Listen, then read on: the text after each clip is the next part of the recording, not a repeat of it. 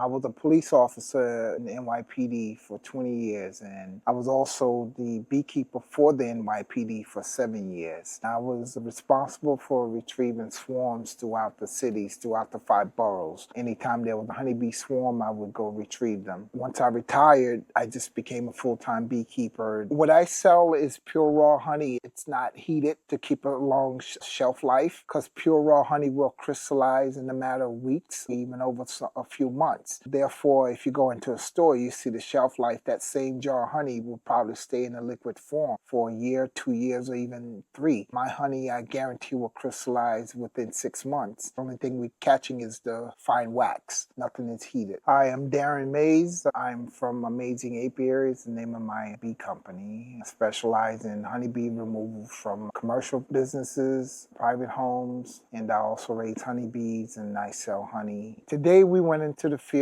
with the purpose of pulling a honey super to extract some honey. But also during that time, you kind of do an inspection in your hive to see what's going on. We call if the colony's queen rights. We want to make sure she has a queen and laying sufficiently. We saw eggs. There was a couple of colonies. We saw the signs of a queen. We saw eggs that were 1 to 3 days old and older. Even saw a birth of a bee, and we were able to identify the 3 bees in the colony, which is the drone, the worker, and the queen. The bee yard is called an apiary.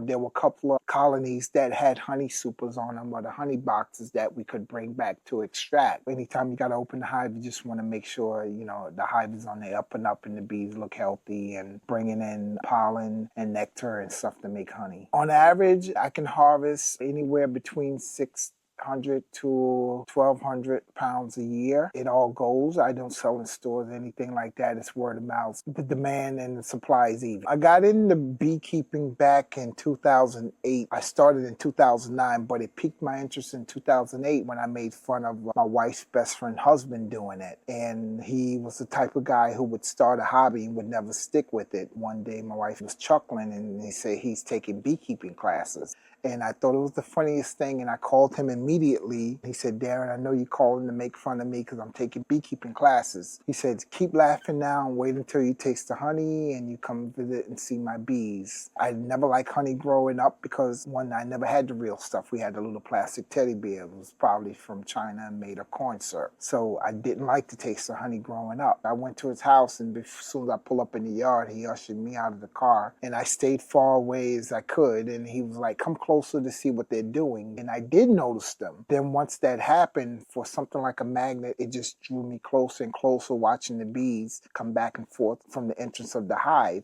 And I ended up leaning against the hive for over an hour on one knee. And I didn't realize he left me outside alone until I heard laughing coming from his kitchen window. And everyone laughing at me because I got fixated on these bees. And I was kind of embarrassed, but I was very intrigued and kind of wanted to do it. I just like to say, if you're going to buy honey, buy from a trusted source. If you know a local beekeeper, support that local beekeeper and buy your honey from a trusted source. That way you know what you're getting and you get the good enzymes and the good bacteria that's good for the immune system.